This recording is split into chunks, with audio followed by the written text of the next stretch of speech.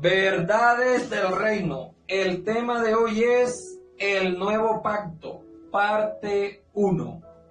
Vamos a abrir la Biblia en San Lucas 22:20. Dice: de igual manera, después que hubo cenado, tomó la copa diciendo: esta copa es el nuevo pacto en mi sangre, que por vosotros es derramada. Entonces aquí el Señor comienza hablando del nuevo pacto, un pacto que se había anunciado desde hace mucho. Entonces, como yo les explicaba, mis amados, este nuevo pacto, o más bien todos los pactos, tienen un núcleo y tienen un canon que lo rodea. El núcleo de este nuevo pacto es la cruz, y el canon que lo rodea es los 27 libros que tiene este pacto. Entonces, si podemos nosotros entender que del año 30 al año 70 fue un periodo de transición de un pacto al otro pacto. Porque el Señor, pues, predicó, ¿cierto? Comenzó el nuevo pacto. Dice que más o menos tenía 30 años cuando empezó. Duró 3 años y medio, luego él se va y regresa en el año 70 a hacerle juicio a la gran ramera, que era la vieja Jerusalén.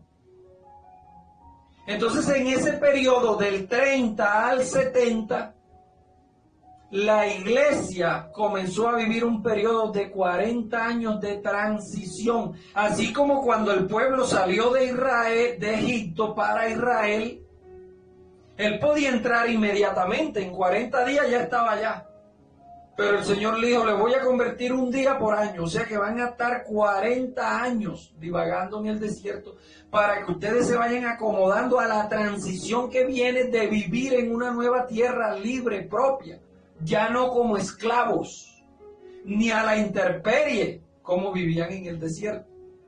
O sea, ya el periodo duró 40 años, acá en el periodo de transición del nuevo pacto también duró 40 años. Ese periodo de transición fue un periodo muy duro, porque hubieron muchas personas que no aceptaron, pues. No aceptaban la transición de que ya estaban en un nuevo pacto. Entonces tuvo que venir Cristo y tumbarles el templo para que dejaran el ritualismo religioso, para que dejaran los rudimentos religiosos, porque el ser humano a toda la obra que Dios hace quiere ponerle el toque humano. Me falta el toque ministerial mío. Y cuando tú vas a predicar a otro lado te dicen: ¿y usted viene bajo qué cobertura? Entonces uno tiene que decir: no, yo vengo bajo la cobertura del ministerio tal. Hombre, pero ¿quién dijo que un ministerio da cobertura? A nosotros los ministros nos da cobertura es la sangre de Cristo, que nos ha hecho ministros competentes de un nuevo pacto. Pero bueno, el hombre siempre metiendo su mano, ¿cierto?, en las cosas de Dios. Entonces él viene y les tumba el templo y comienza un periodo después de la derribación. Comienza ¿cómo diríamos? Un tiempo de silencio. Comienza un tiempo de silencio de 80 años. 80 años durante los cuales los hermanos vivieron plenamente el reino que Cristo había venido a traer. Porque no eran gobernados por ningún pastor, no, Jehová era su pastor y nada le faltaba. Es más, estaban tan plenamente confiados que Jehová era su pastor que se hacían morir y se hacían echar al foso de los leones. Eso sí es tener confianza, ¿cierto? Eso sí es tener una certeza de que estoy en el reino. Me puedes matar, pero matarás mi cuerpo. Mas quien soy yo en realidad jamás lo podrás destruir. Porque ya el maestro le había dicho: no teman a los que le pueden matar el cuerpo. No le teman a esos. A Nerón no le teman, él los va a venir a perseguir, los va a echar en los leones y todo eso. No le teman. Entonces esta gente, estos primeros cristianos estaban convencidos de que estaban en el reino. Ellos sí estaban convencidos de que estaban en el reino. Entonces Roma, con Marco Aurelio, ¿cierto?, comienza un periodo llamado el Siglo de los Santos. Ahí usted va a encontrar escritos de Ireneo de León, de Marción del Ponto, bueno, de Suetonio.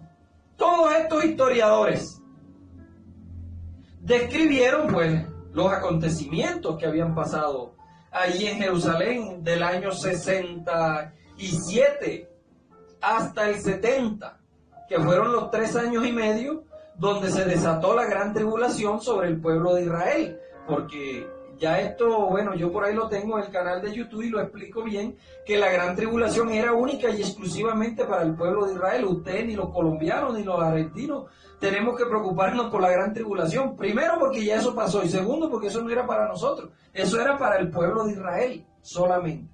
Y ellos lo vivieron con la destrucción del templo en el año 70. Entonces vamos a encontrar escritos de Policarpo, de Tertuliano, de Decio, en el año ya 250, oficializa el cristianismo, y más tarde en el 380 Teodosio ya lo proclama, pues, como el cristianismo es la religión del Imperio Romano. Entonces en el nuevo pacto se profetiza, escuche bien, en el nuevo pacto se profetiza cómo era que iban a ocurrir todas las cosas. Profetiza el fin. El nuevo pacto profetiza el fin del antiguo pacto.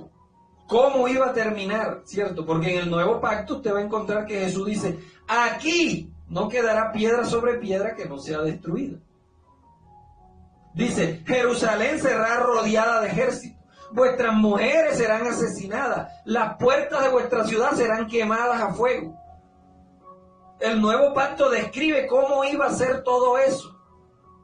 Pero el nuevo pacto, usted en el nuevo pacto no consigue un escrito cómo sucedió, porque ya estaba profetizado cómo iba a suceder. Por eso usted los eventos de cómo finalizó el antiguo pacto, usted lo tiene que buscar en la historia del primer siglo. Léase a Josefo, léase a Tácito, léase a Suetonio, todos estos escritores del primer siglo dejaron plasmado en sus escritos cómo fue que ocurrió esa destrucción allí. ¿Por qué los apóstoles y los cristianos no escribieron nada de eso para que saliera en la Biblia? Primero porque Cristo venía a poner fin a la visión y a la profecía. Listo. Los profetas llegaron hasta Juan y la ley, más nada. Y otro porque ellos andaban huyéndole a Nerón. 80 años huyendo de aquí para allá, de allá para acá. No se escribió más nada durante 80 años. Después de 80 años que empiezan cristianos a escribir nuevamente. Ya habían huido a Rusia, a Pakistán, a la India. Bueno, se regaron por todo el continente, tanto asiático como europeo. Estuvieron huyendo en el desierto algunos, ¿cierto? Entonces, para nosotros entender todos estos acontecimientos que ya sucedieron, no es que van a suceder como algunos futuristas piensan. La gran tribulación, el anticristo, la marca de la bestia, y hay un poco de gente asustada con la vacuna porque esa va a ser la marca de la bestia. Hombre, no sean tan ignorantes. Por favor. Todos somos ignorantes, pero de cosas que nosotros no tenemos la facultad de estudiarla. Pero este tema de la gran tribulación, del anticristo, de la marca de la bestia, eso está clarito en la palabra. Entonces, si usted lo ignora, es porque a usted no le gusta estudiar, así de sencillo. Por eso le digo a los bendecidos, a veces cuando se forman esas polémicas en los grupos de WhatsApp donde me ingresan, yo le digo, amado, si usted no está actualizado, no se meta a discutir acá, porque usted va a pasar pena aquí. Uno tiene que estar actualizado de los temas de los cuales uno va a hablar. Entonces, para entender nosotros todos estos acontecimientos, tenemos que entender 3 puntos de vista. El punto de vista dispensacionalista, que nació con el padre del dispensacionalismo, John Nelson Darby. Busque y estudie quién fue John Nelson Darby. Influenciado por Emmanuel Lacunza y Margaret MacDonald. Busque y estudie esos personajes para que no se deje engañar, diciendo que va a venir el anticristo, que es el Papa, que es Donald Trump, que es no sé quién. El anticristo en la época de Juan ya estaba. Juan dice allí, ya está. En la época de Juan ya estaba. Y Juan dice, más, no les voy a decir su nombre porque si se lo digo, me mochan la cabeza. Pero su nombre es el número de un hombre. 666. Vaya y saque la cuenta. Enumérelo, ya yo los he dicho un poco de veces ya. Enumérelo. Entonces el punto de vista dispensacionalista dividió estos acontecimientos en 7 dispensaciones y ellos dicen que falta todavía la gran tribulación y el milenio. Pero esto es un invento de los hombres.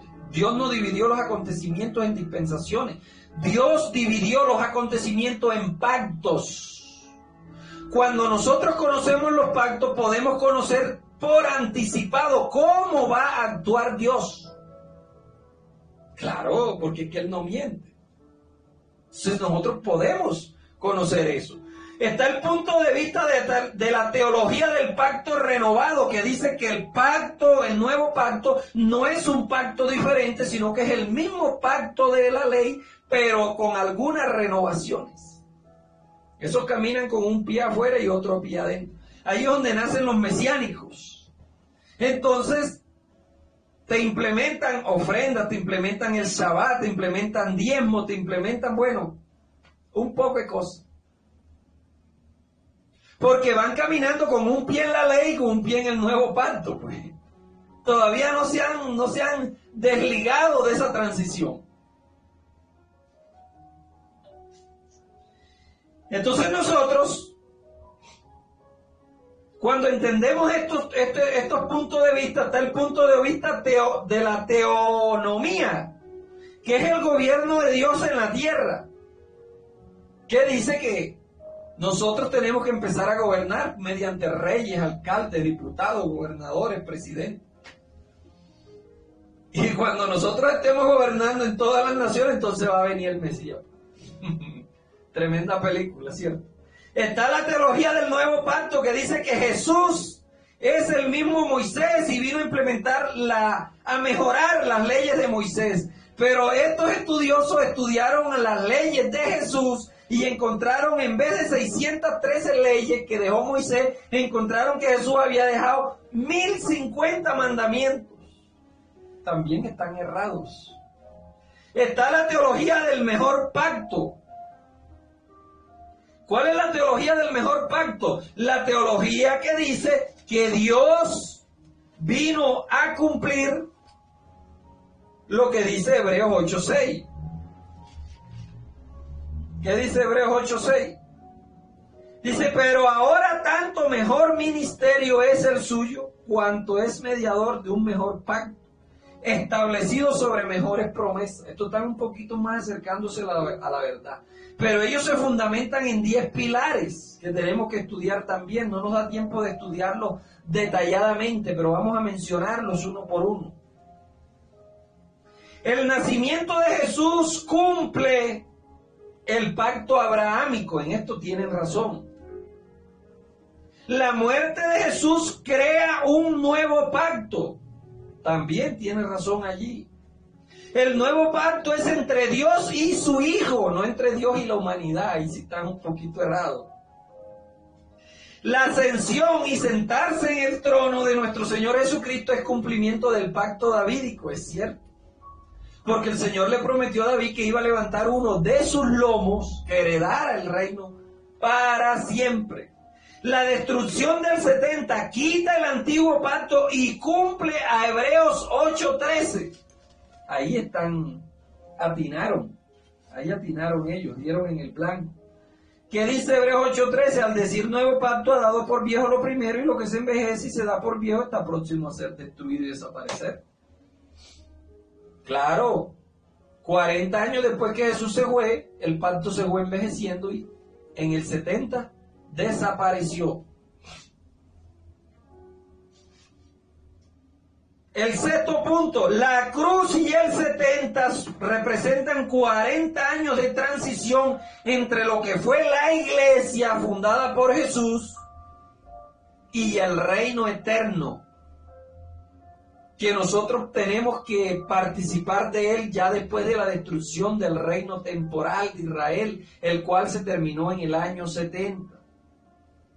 Séptimo punto, ese periodo de 40 años coexistieron los dos pactos, es verdad, coexistieron los dos pactos. Porque mientras había un Pablo predicando la gracia y habían hermanos que se desligaban de los rudimentos de la ley, todavía habían otros sacrificando bueyes, corderos, ovejas, palominos, bueno, en sus rituales. Los dos pactos coexistieron durante 40 años. La palabra fin del siglo, últimos días, fueron una forma de afirmar ellos y más, o de referirse ellos a los últimos días del antiguo pacto y comienzo del nuevo pacto, o consumación de los tiempos, o consumación de los siglos, como usted lo quiera llamar.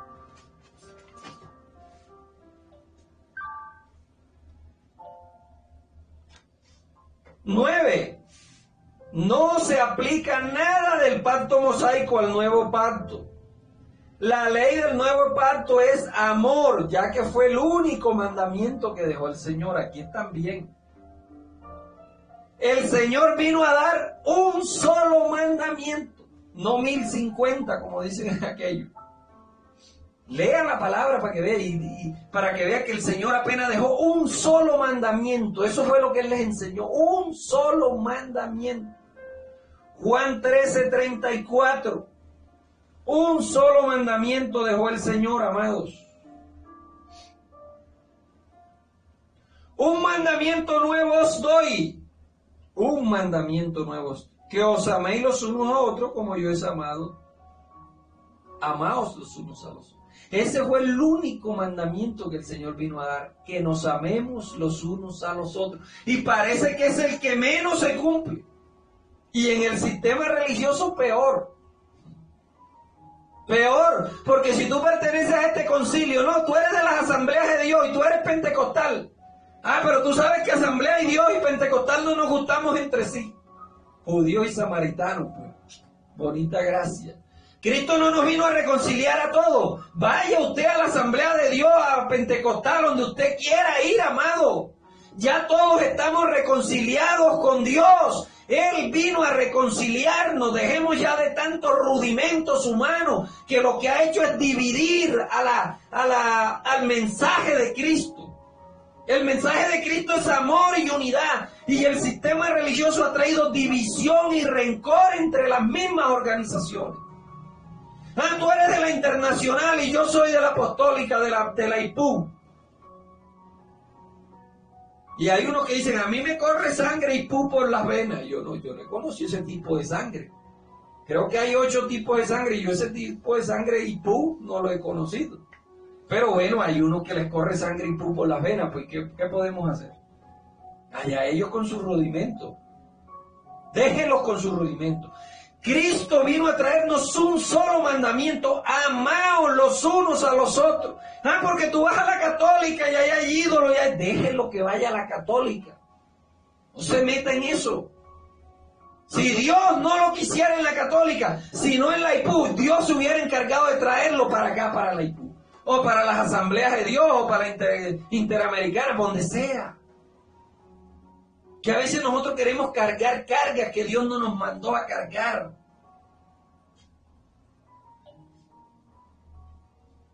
Un mandamiento nuevo os doy.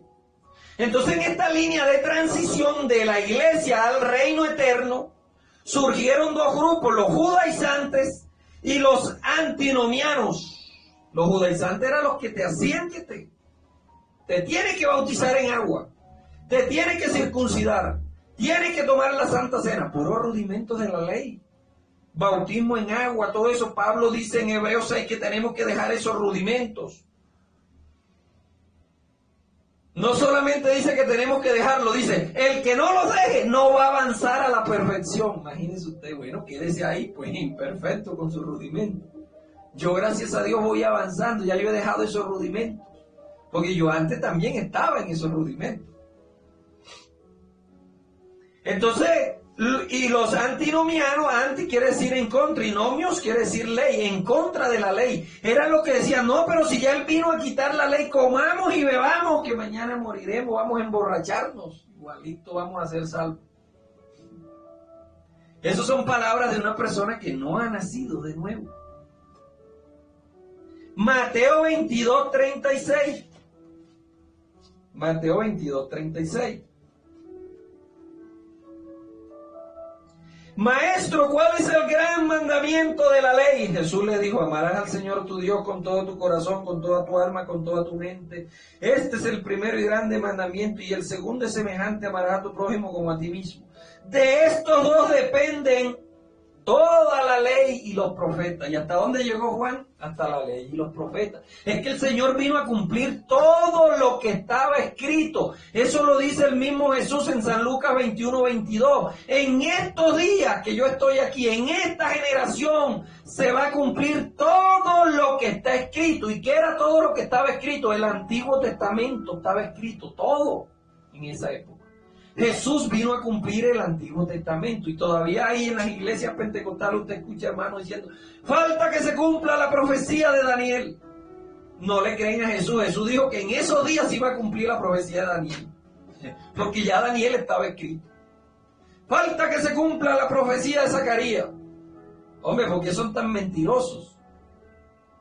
Jesús dijo, todo lo que está escrito se va a cumplir en estos días. Y Zacarías, Isaías, todo eso estaba escrito.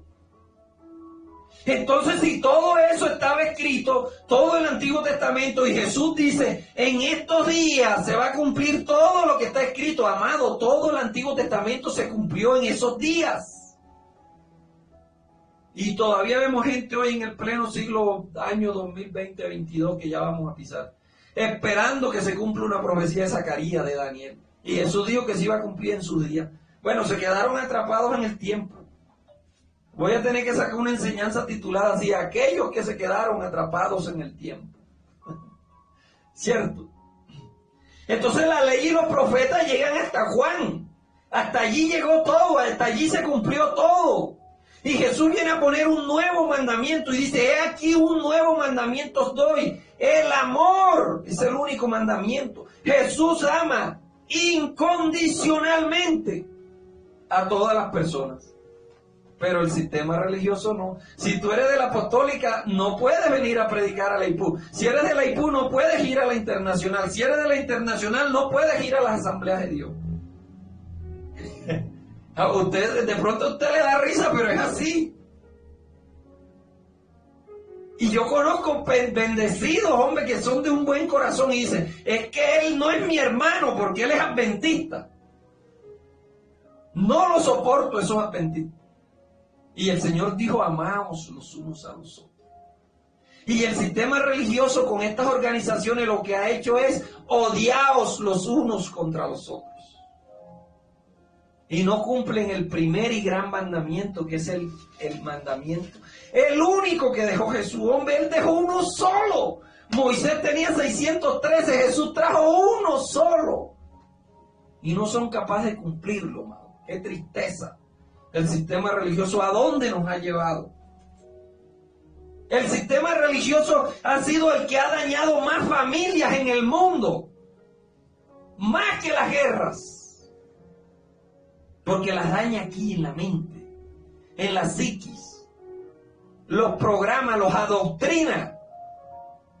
Y hay muchos que dicen, yo nací pentecostal y aquí me muero. Bueno, ojalá que nunca le toque salir del pueblito donde está, ¿cierto? Yo que he andado por 4 países, me ha tocado congregarme en cualquiera. ¿Cuál es? Predica la del nombre. Venga, congréguese aquí. Esta es la más cerquita que me queda. Entonces, mis amados, por favor, tumbemos esa barrera intermedia que ha creado el sistema religioso. Primera de Juan 3:23. Y este es su mandamiento, que creamos en el nombre de su Hijo Jesucristo y nos amemos los unos a los otros como Él nos amó. 3:16. En esto hemos conocido el amor en que Él puso su vida por nosotros. 3:14. Nosotros sabemos que hemos pasado de muerte a vida en que amamos a los hermanos. El que no ama a su hermano permanece en muerte. Y tú no amas a tu hermano porque él es de la IPU y yo soy de la Internacional. Y el otro es de la Apostólica y yo soy de acá de la Misionera. Bueno. No caigan en esos juegos, amados. No caigan en esos juegos. Ese es un engaño del sistema religioso. ¿O acaso Cristo no murió por todo? Pues, ¿con qué espíritu fue bautizados los apostólicos? ¿Con qué espíritu fueron bautizados los de la IPU? ¿Con qué espíritu? Pablo dice, todos fuimos bautizados con un solo espíritu. El amor es la evidencia, mis amados. El amor es la evidencia de que somos hijos de Dios. Ustedes se acuerdan cuando empezamos a ver la introducción a los pactos, ¿cierto? Cada pacto tiene una señal. El pacto de Noé, la señal ¿cuál era? El arco iris. El pacto de Abraham, la señal ¿cuál era? La circuncisión, y así sucesivamente. Todos los pactos tienen una señal. La señal del nuevo pacto es el amor. Esa es la señal del nuevo pacto. 1 Timoteo 1:5. Pues el propósito de este mandamiento es el amor, nacido del corazón limpio y de buena conciencia y de fe no fingida. Pero yo he visto hermanos que dicen, ese hermano yo no me lo paso, pero cuando, Dios le bendiga, le dan la mano, Dios le bendiga. Hipócrita. Si hay un lugar donde se ve hipocresía en el mundo, es dentro de las 4 paredes que han llamado el sistema religioso iglesia. Porque aunque tú no pases a tu hermano, tú tienes que saludar y te lo tienes que aguantar con hipocresía. Amado, amemos sinceramente, no de corazón fingido, lo dice Pablo una y otra vez. Entonces, la señal del nuevo pacto, como el nuevo pacto no trata con la carne, como trataban los otros pactos, y la señal de los otros pactos era una señal carnal visible, de la tercera dimensión de la materia. Pero la señal del cuarto pacto, del nuevo pacto, no es una señal visible de la tercera dimensión de la materia. Es una señal que trasciende la tercera dimensión de la materia, porque es una señal espiritual, por eso es una señal de amor. ¿O acaso el amor todo lo puede? Pues? En el nuevo pacto ya no se trata con la carne. En el nuevo pacto se trata con el espíritu del hombre. La carne para nada aprovecha, pues. Y el bautismo en agua, ¿para quién es? Para la carne. Y los pecados están en el alma y te mojan la carne. ¿Y de qué sirve eso? El agua es tercera dimensión de la materia. El alma es cuarta dimensión de la materia. No puede hacer nada. Pablo lo deja bien claro cuando dice, todos esos rudimentos tienen cierto valor, tienen cierta reputación para la carne, porque la gente te ve, wow, este ayuna 3 veces al día. Pero no tienen ningún valor contra los apetitos de la carne, no sirven para nada. Como el bautismo en agua, sumergir a una persona en agua, no tiene poder ni siquiera para quitarte las inmundicias de la carne, mucho menos va a tener poder para salvarte. Y el sistema religioso dice que si no te zambulles en agua, no eres salvo, te vas para el infierno. Qué tristeza, ¿cierto? La sangre de Cristo no alcanzó para los que no pueden zambullirse en agua. Qué tristeza el sistema religioso, cómo ha tergiversado el mensaje redentor de la cruz. Bendito su nombre para siempre. Salgamos del sistema religioso Y veremos nosotros que en este nuevo pacto vamos a encontrar igualdad de género por el amor. Solo el amor puede dar igualdad de género. 1 Corintios 14, 39 creo que es. Así que, hermanos, procurad profetizar y no impidáis el hablar en lengua a nadie, ni a las mujeres ni a los hombres. Deje que las mujeres profeticen, deje que hablen. Pero hágase todo decentemente y con orden. Si quiere profundizar más este tema, vaya a nuestro canal de YouTube, Verdades del Reino, y allí puede usted encontrar un tema titulado Ministras de un Nuevo Pacto. Allí usted se va a dar cuenta cómo Dios restituyó el lugar que le correspondía a la mujer, como en el principio. A los dos los bendijo por igual. A los dos le dijo multiplíquense. A los dos le dijo juzguen. Pero esa igualdad se perdió. Pero entre el hombre y la mujer, para Dios siempre la mujer siguió siendo la misma. Pero Él vino a recuperar todo eso. También en nuestro canal de YouTube tenemos ese otro tema, ¿cierto? ¿Cuándo fue la restauración de todas las cosas y cuáles fueron las cosas que Él restauró? Allí los invito para que sigan profundizando en ese tema. Entonces, el amor vino a traer igualdad de género. El amor vino a traer igualdad racial. Ya no hay judío ni griego. Efesios 2:14. Porque Él es nuestra paz, que de ambos pueblos hizo uno, derribando la pared intermedia de separación y aboliéndola en su carne, los pleitos, las enemistades.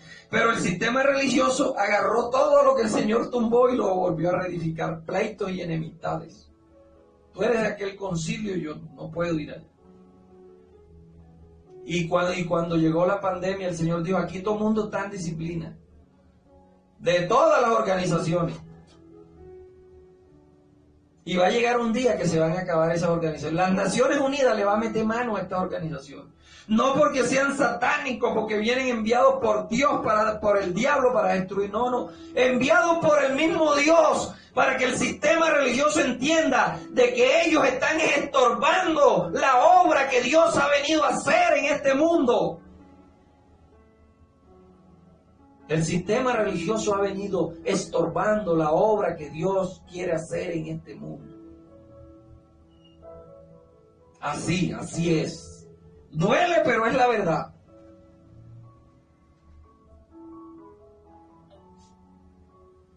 La igualdad sacerdotal, 2 Corintios 3:6. Solo el amor pudo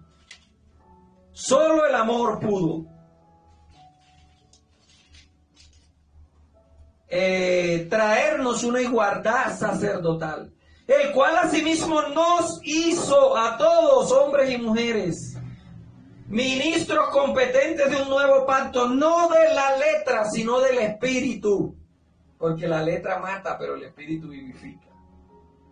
Tú y yo somos ministros competentes de un nuevo pacto. Cualquier cristiano, el que llegó ayer a los pies de Cristo y lo reconoció, se constituye en un ministro competente de un nuevo pacto. No es una organización religiosa que te va a dar un carné. Carné de organizaciones religiosas he tenido yo, por montones. Tesorero nacional fui allá en Venezuela, por 2 periodos consecutivos. Claro, porque yo les administraba bien la platica y les gustaba y no hay que elegirlo, porque produce. Pero gracias a Dios que salimos de ese sistema religioso. Gracias a Dios que salimos de ese sistema religioso. Hoy en día tú y yo somos ministros competentes de un nuevo pacto, sin que ninguna organización religiosa nos tenga que dar un carné. Romanos 7:6. Pero ahora estamos libres de la ley por haber muerto por aquella que estábamos sujetos, de modo que sirvamos bajo el régimen nuevo del Espíritu y no bajo el régimen viejo de la carne.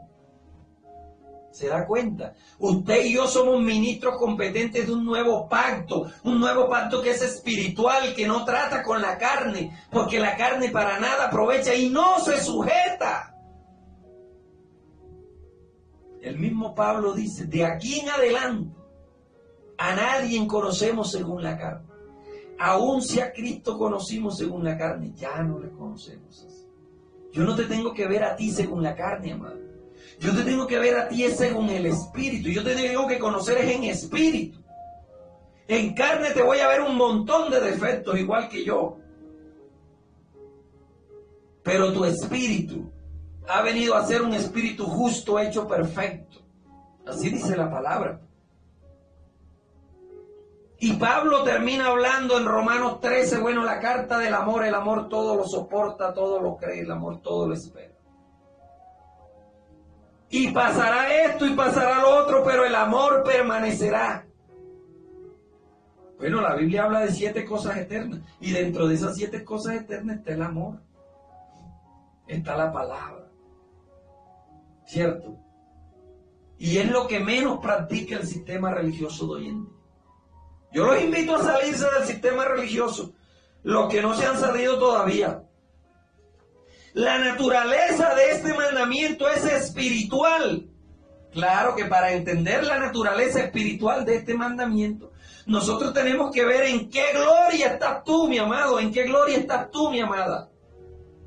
Todavía tú estás en la gloria del mundo, es la primera gloria, claro, la gloria del mundo. ¿Cómo es que dice la? Gózalo. Y el reggaetón y la champeta y el vallenato y el tango de Gardel. Bueno, esa es la gloria del mundo, pues tú estás allí, tú todavía no puedes entender esto. O a lo mejor estás en la gloria de la iglesia, que es donde te dice los domingos a tal hora aquí, levante la mano, cierre los ojos, grite duro, arrodíllese. La gloria de la iglesia, llena de rudimentos, pero estás en una gloria.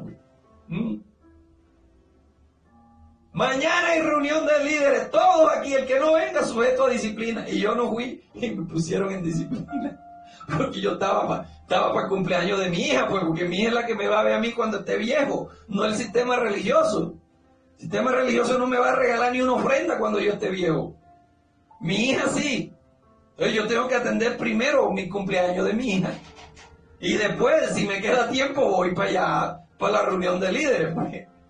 Eso es lo que no ha entendido el sistema religioso, que nosotros, Dios nos ha hecho ministros competentes de un nuevo pacto del Espíritu, no de la letra. Pero ellos todo es letra tras letra, renglón tras renglón, mandamiento tras mandamiento, hasta que ellos mismos caigan presos y de espaldas, en lazos que ellos mismos armaron, porque he visto muchos que han caído así de espaldas. La gloria de la iglesia, la gloria de lo sobrenatural, que es cuando tú comienzas a oír, ¿cierto? Ministros que tienen una cosmovisión más amplia, que están más iluminados que tú, y tú dices, wow, yo quiero llegar a esa gloria. Y como que te inspiran, te incitan, y tú pasas a la gloria, ya no a la gloria del mundo ni a la gloria de la iglesia, ahora pasas a la gloria de lo sobrenatural. Yo he vivido esa gloria. En la gloria de lo sobrenatural, tú quieres traer lo sobrenatural a la iglesia, pero te tratan de loco. Está loco. Y que cuando pase un muerto por ahí lo va a meter para acá adentro para que resucite. Claro, ellos no te entienden, ellos tienen una visión pequeñita todavía. Te tratan de loco, te dicen de una cosa, te dicen de otra, bueno, mejor. Y no te pongas a decir que el Señor te habló. Porque ahí sí disciplina corría. Porque el Señor en el sistema religioso al único que Dios le habla es al pastor, a más nadie. Da harta risa, pero es verdad. Por cada 10 años que tú estés en el sistema religioso y comiences a escuchar esta nueva gloria del reino, del pacto, de lo sobrenatural, te va a llevar un año de transición para tú entender esto. Ya yo tengo gracias a Dios, bueno, desde que vine de Brasil en el 2000, ya tengo como 3, 4 años de estar predicando estas glorias sobrenaturales. Y hay algunos bendecidos que han captado. Yo comencé con un grupo de WhatsApp donde solamente habíamos 2 en el grupo de WhatsApp. Y hoy en mi grupo de WhatsApp ya hay 120. Y en el grupo de Facebook hay 580. Y en el grupo de YouTube tengo como 30 y pico porque me cerraron el canal en estos días. Y abrí otro canal. y ya tengo 30 y pico. Pero mis amados, nosotros cuando estamos en esta gloria y le hablamos a alguien que está predestinado para esta gloria, la entiende rapidito, mi amado. Yo he vivido gloria sobrenatural. La cuarta gloria es el reino. Cuando ya tú estás en la gloria del reino, ya tú no quieres ganar o tú no quieres que solamente tus familiares escuchen esto, sino que tú quieres ir al barrio, quieres ir al pueblo, a la ciudad, al estado, alquilar canales de televisión. Esa es la gloria del reino. Hay muchos bendecidos en Estados Unidos que ya están en esta gloria del reino, anunciando que la obra consumada de Cristo ya se realizó. Y yo me gozo por eso.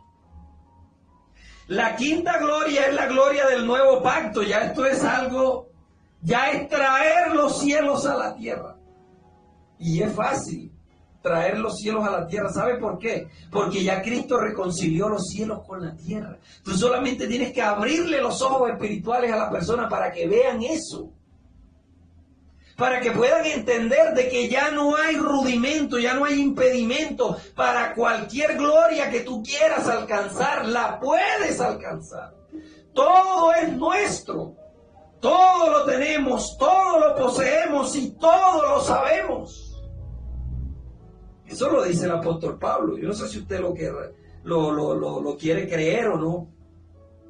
Cuando nosotros conocemos los pactos antiguos, por eso comencé esta enseñanza de los pactos,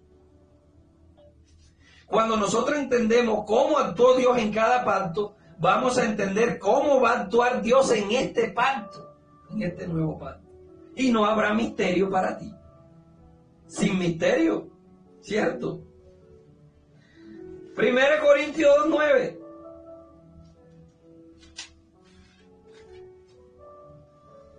Antes bien, como está escrito, cosas que ojo no vio, ni oído yo, ni ha subido al corazón del hombre, son las que Dios ha preparado. ¿Para quién? Para nosotros, amados. No hay misterio para nosotros. Ya Dios tenía eso preparado. Isaías 64:4. Ni nunca oyeron, ni oído, ni percibieron ojos, han visto Dios fuera de ti, que hiciste por Él, a los que esperan en Él. Y 1 Corintios 4:1, ¿qué dice? 1 Corintios 4:1 dice, téngannos los hombres como administradores de los misterios de Dios. Entonces, si hay alguien que tiene que administrar los misterios de Dios, somos nosotros. Tenemos que ser administradores de los misterios de Dios. Así que ninguno se gloríe en los hombres, porque todo es pues, todo es nuestro, amado. Todo, Él nos lo dio todo. Él nos bendijo con toda bendición espiritual en los lugares celestiales. Entonces usted y yo somos ministros competentes de ese nuevo pacto. ¿Qué tenemos que hacer? Despertar la conciencia que hay en ti.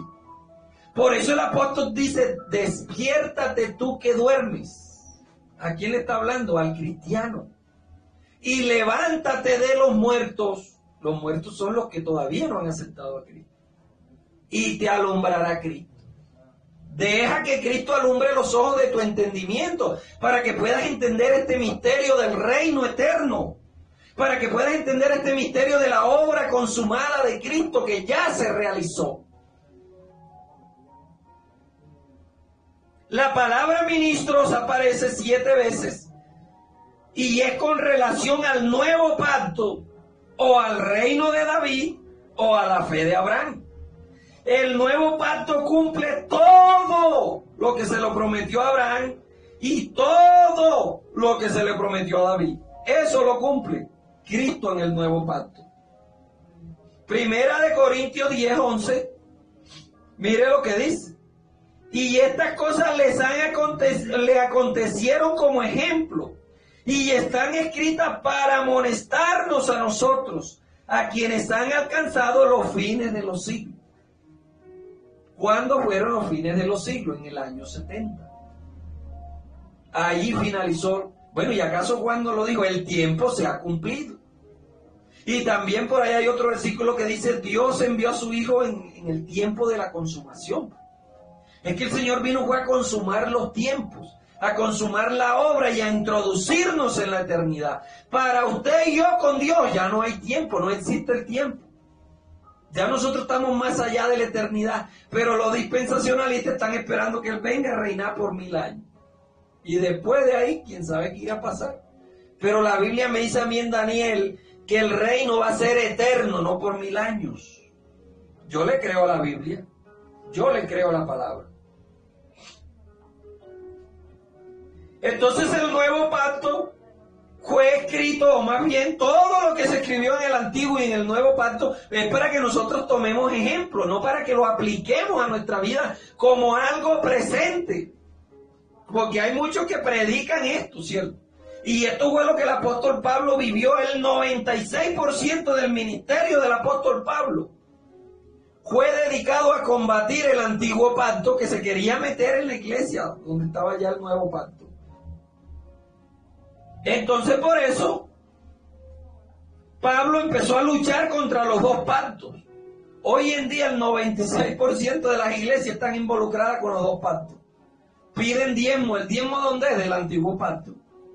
Ah, que eso era una costumbre antes de la ley. Sí, pero fue institucionalizada. Fue patentada en la ley. Y cuando algo se patenta, de ahí para adelante es donde tiene vigencia.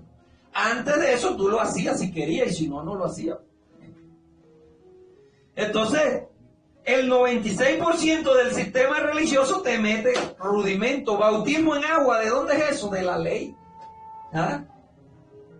Estas mezclas, nosotros tenemos que luchar contra ellas. Cuando yo viví en Brasil, allá me invitaron a ver en Sao Paulo, Brasil, un templo que le llaman el Templo de Salomón. Vinieron los judíos a construirlo. Y verdad, tiene todas las medidas que tenía el Templo de Salomón. Y eso cuando usted entra ahí, usted ve el arca del pacto, el candelabro, y uno, eso es una cosa, mejor dicho. Y los que recogen la ofrenda con su vestido como levitas, sacerdotes. Y oiga, pero volviendo al antiguo pacto, pues, ¿ah? Mezcla de los dos pactos. Y allí, en este nuevo pacto, los que tergiversaron o los que introdujeron esas mezclas fueron Marción, Arrio, fueron personas que mezclaron las prácticas judías con las prácticas del culto del nuevo pacto. Entonces, Lutero, cuando se independiza de la Iglesia Católica, trae esas prácticas al culto evangélico. Y hasta el día de hoy persisten esas prácticas en el culto evangélico. Nosotros no, amados, nosotros hemos sido constituidos ministros de un nuevo pacto, amados. No de la letra, sino del espíritu. Porque la letra, amados, la letra mata, pero el espíritu vivifica. Y el único mandamiento que el Señor Jesús dejó fue el amor. Fue el único mandamiento, no hay otro. Así que si no tienes amor, no estás cumpliendo el mandamiento de Cristo. No estás cumpliendo. Pero un amor sincero, no fingido, hermano. Un amor sincero. Así que, mis amados, le dejamos hasta aquí esta primera parte del nuevo pacto.